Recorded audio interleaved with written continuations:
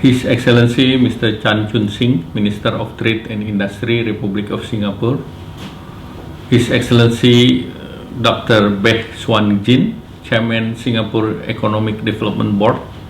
His Excellency Bapak Suryo Pratomo, Ambassador of the Republic Indonesia to the Republic of Singapore. Mr. Michael Wijaya, President Commissioner Nongsa D-Town and Sinarmas Land Group, CEO. Mr. Michael Wiluan, President Director Nongsa D-Town and CEO Citramas Group.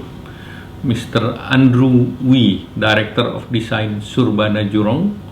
Mr. Marco Bardelli, Member of the Board and Senior Director Nongsa Digital Park. Distinguished speakers and guests, a very good day to all of you. It is a pleasure to meet you again, Minister Chan, through this forum after our last meeting on January 28, 2021. I'm very pleased to join you in this collaborative event between the Embassy of Indonesia in Singapore, Singapore Economic Development Board, Citramas Group, and Sinarmas Land. I would like to extend my warm welcome to all guests attending this virtual launching of Nongsa Digital Town. Distinguished guests, ladies and gentlemen, as you are all aware, we are in the midst of unprecedented crisis that not only send a shockwave to our economy but also alters our social norm, that is the COVID-19 pandemic. To cope with this extraordinary condition, the government of Indonesia is implementing a midpoint strategy that aims to strike a balance between health and economic policies. National economic growth in the fourth quarter has showed positive trend, though still contracted by -2.9%, and economic recovery was driven by easing of COVID-19 containment measure and the decision by the government to reopen the economy with strict adherence to the health protocol. The decision was made after careful consideration to prevent further economic downfall whilst ensuring the health and safety to all citizens. We are looking forward with optimism that Indonesia has started the vaccination program since early January this year by securing 426 million doses of vaccine for 182 million population, and focusing in the first step is to the medical workers, public officials, and the elderly. To improve competitiveness and generate more employment through increased the investment, the government have stipulated the Omnibus Law on job creation. Infrastructure development continue to be pushed through the implementation of national strategic project that also employs the cash for work scheme to generate jobs and increase purchasing power.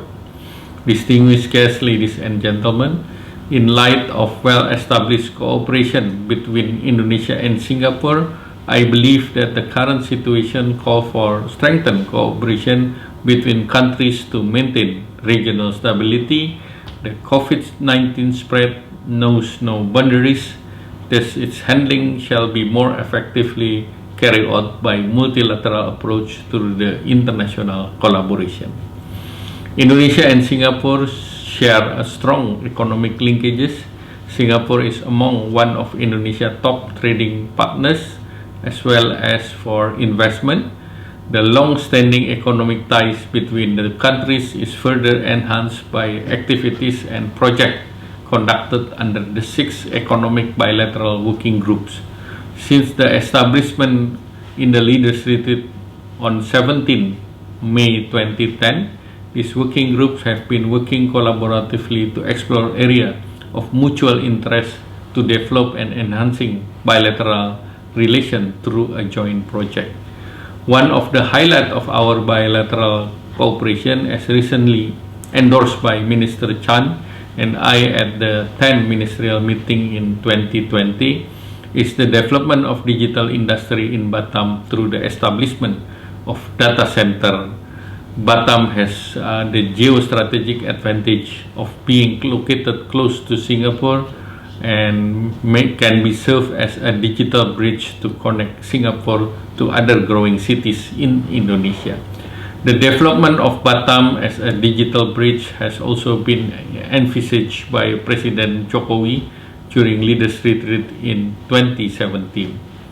Both private and public sectors can tap into this momentum created by COVID-19 pandemic that foster the accelerated of digital transformation throughout the world. Digitalized technology has helped companies and government to streamlining complex business processes and promoting more practical and flexible working environment during the pandemic. In the post-pandemic, I foresee the need to business to be more adaptive toward technological transformation and for workers to be more digitally savvy. Distinguished guests, ladies and gentlemen, the development of digital industry in Batam is in line with thematic development strategy for Batam. According to the master plan for accelerated development of Batam, Bintan, Karimun, and Tanjung Pinang region, is to achieve the target growth of 5.8% during 2020 to 2025. Batam, Bintan, Karimun regions will require an average amount of 75 trillion rupiah of annual investment. Amongst the other region, Batam will play significant role as and expected to contribute most the total investment inflow within the region. In light of the foregoing explanation, I am pleased to open the virtual launching of Nongsa Digital Town or Nongsa D-Town, which may be seen as the testament of beneficial collaboration between the public and private sectors from both countries.